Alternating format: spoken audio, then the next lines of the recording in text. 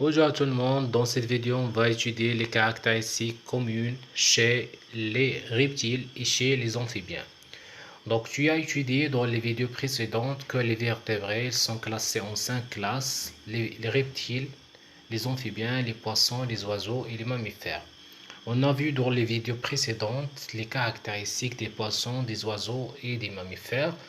Donc il nous reste deux classes, la classe des amphibiens et les reptiles.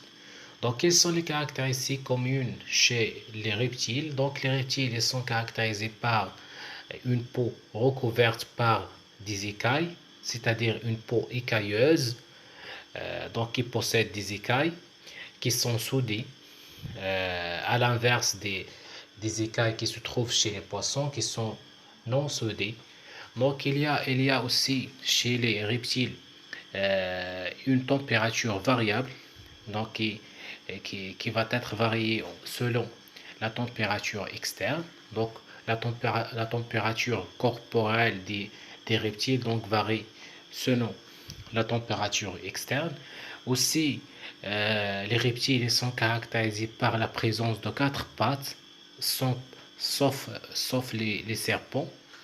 Il y a aussi une respiration pulmonaire et la femelle pond des œufs. C'est-à-dire les reptiles, ce sont des ovipares, c'est-à-dire des animaux qui, qui pondent des œufs. Concernant les amphibiens, donc les amphibiens, donc ils sont caractérisés par une température aussi variable, avec une peau nue. Donc dans la peau il n'y a rien, ni poils, ni plumes, ni écailles. Il y a aussi la présence de 4 pattes et une respiration bronchiale dans les stades précoces de la vie et à l'état adulte. Donc il y a une respiration pulmonaire. Donc dans l'état larvaire, il y a une respiration bronchiale et dans l'état adulte, il y a une respiration pulmonaire. Donc aussi la femelle pond des œufs comme les reptiles. Donc ce sont des êtres vivants ovipares.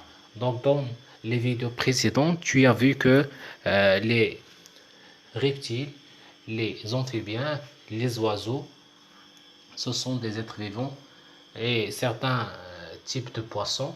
Donc ce sont des êtres vivants ovipares. Et seuls les mammifères qui sont des êtres vivants vivipares. Donc merci pour votre attention et on se verra dans une nouvelle vidéo, Inch'Allah.